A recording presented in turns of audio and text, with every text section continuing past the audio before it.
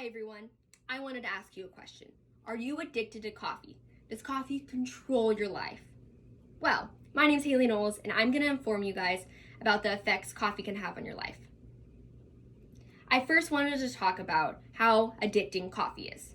According to US statistics today, 83% of Americans are addicted to coffee, which is absolutely crazy. That's over three-fourths of America today.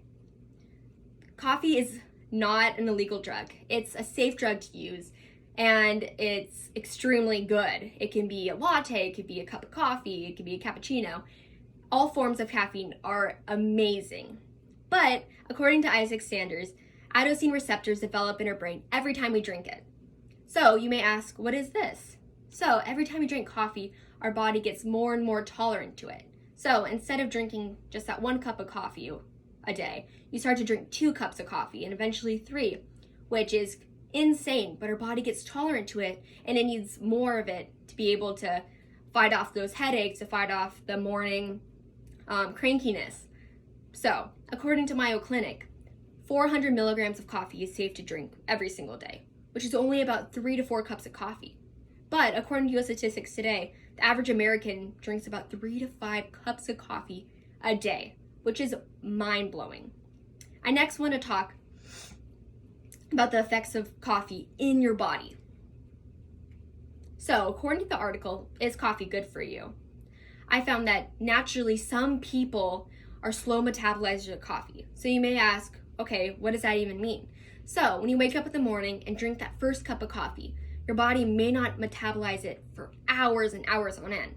So, by the time you drink that second cup of coffee a few hours later, your body still hasn't digested that first cup.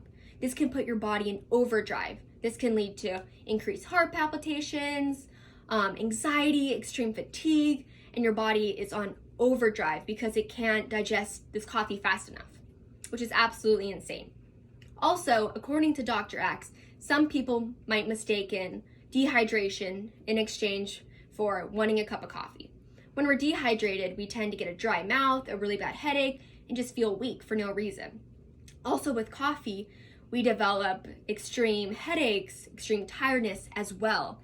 So it's bad for us if we drink coffee instead of drinking that water if our body's dehydrated, which is not good for us at all. Next, I wanted to talk about good alternatives. So you may ask me, okay, so if I want to limit my caffeine, what do I drink instead? So what I found, that also according to Dr. Axe, matcha is a super good alternative. Matcha, when drinking in high concentration, develops alpha waves, which in our body helps with concentration, helps with feeling alive and awake without having all of those bad effects of decreased fatigue after you drink that coffee. So, drinking matcha with coffee can help reduce that amount of caffeine.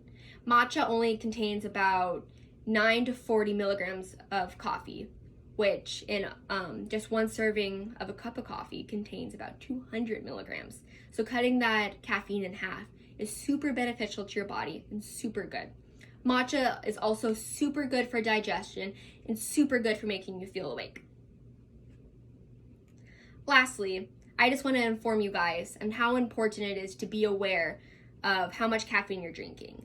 As I've said before, caffeine has long-lasting effects if drinking in high amounts. For example, increased anxiety, extremely fast heart rate, feeling sweaty, and for having really bad energy declines after a little bit.